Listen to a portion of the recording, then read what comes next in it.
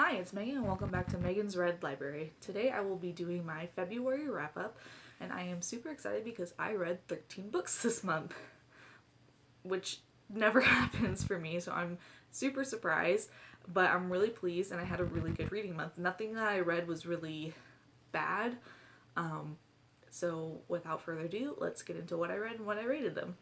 So the very first thing I read this month was the graphic novel Paper Girls Volume 2. And this is by Brian K. Vaughan, Cliff Chang, Matt Wilson, Jared K. Fletcher.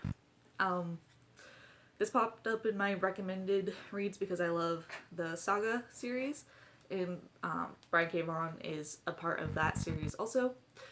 This is, in the first volume, it's set in the 80s and it follows paper girls on their paper route in the morning, and during their route,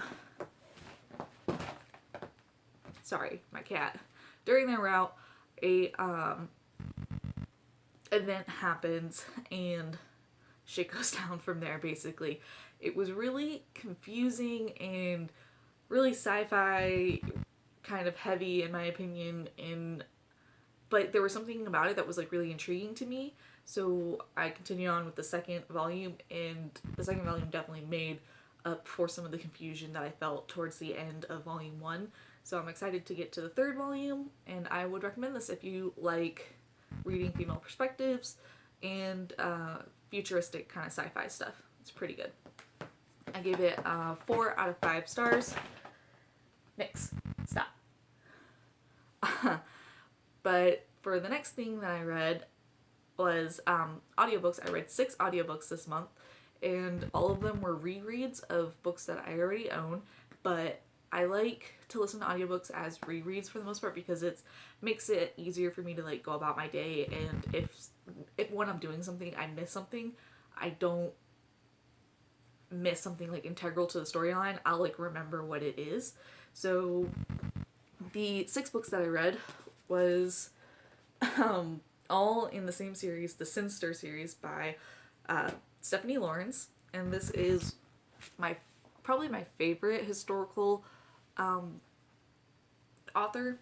She writes in the Regency era, and overall she writes like really strong male and female characters, and there's a lot of compromise between both characters. I feel like other authors sometimes make it so where that a lot of times it's the female who's constantly compromising. But in this one, you see both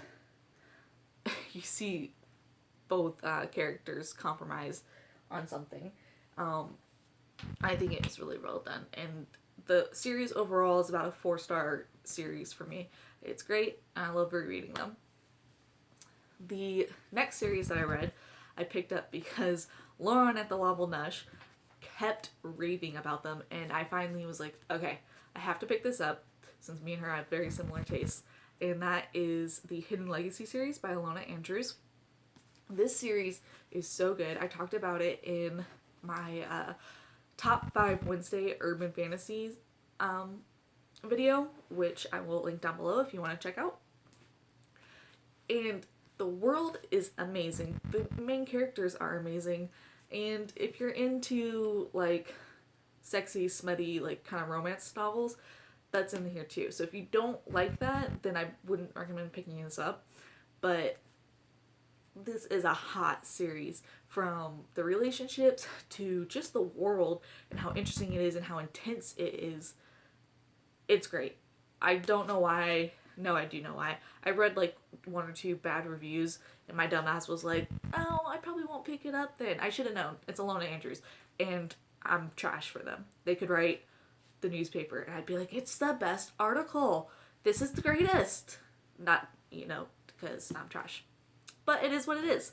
So this series overall was a 5 out of 5 star for me, and I binged it this month, and I looked up some information to see if they're continuing the series, which they need to based on how they ended the last book, but they're in works, so we'll see. Crossing our fingers here because I need this series to continue. But moving on, I read the last 2 books in the Christian Trilogy. And I picked these up because I was interested in them anyways, and a lot of people were saying that if you want a more full view of the world, for like the Six of Crow duology, which is right there, then they recommend that you pick this trilogy up. And I'm glad I did. I really enjoyed it. It was probably like a 3.5, 4-star series overall. The second book dragged. It was so hard to just like pick up and continue. It took me so long. The third book kind of made up for it and made it like worthwhile because of the second book. I know a lot of people like say it's pretty trope heavy, but a lot of the tropes were tropes that I liked, so it didn't bother me so much even with me recognizing them. So I really enjoyed it, and at some point this year, I can't guarantee it's going to happen this coming month or not, I'll get to the Six of Crows duology.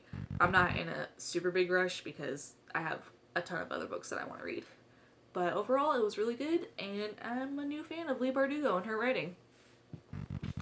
And for the 13th and final book that I read this month was The Kiss of Deception by Mary E. Pearson. And this, I think I gave this book,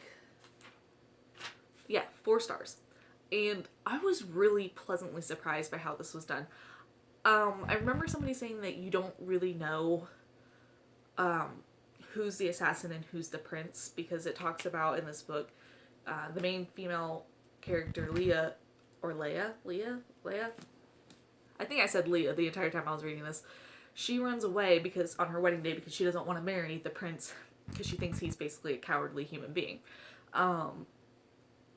And an assassin from a warring country is sent to kill her, and then the prince decides to go on his own to find her. And you genuinely, I thought I had it figured out. I thought I knew who was the prince and who was the assassin, and I was like, this is gonna be some crazy shit. Like, I don't know how this is gonna happen. I can't. I was wrong, but I was pleasantly surprised that I was wrong. Although I do think it would have been a super interesting twist if who I thought was the assassin was actually the assassin. But it was really, really good. I have the 4th book on my nightstand. Not the 4th book. Good Lord of mercy. I have the 2nd book on my nightstand ready to read. So hopefully I'll get to that this month, and the 3rd book this month. This was really great reading month. I was super happy. I wanted to try and complete the In Love-a-thon, but I didn't, and that's okay. I don't think I'm going to be very good at readathons, so you won't see me doing much of those. But if I keep my months up like this, you'll see a lot of wrap-ups. Comment down below if you've read anything, if you have similar or contradictory opinions on certain things. I'd love to talk about it. And like this video if you like, and subscribe if you want to see more. That's Nyx. She says hi. Bye.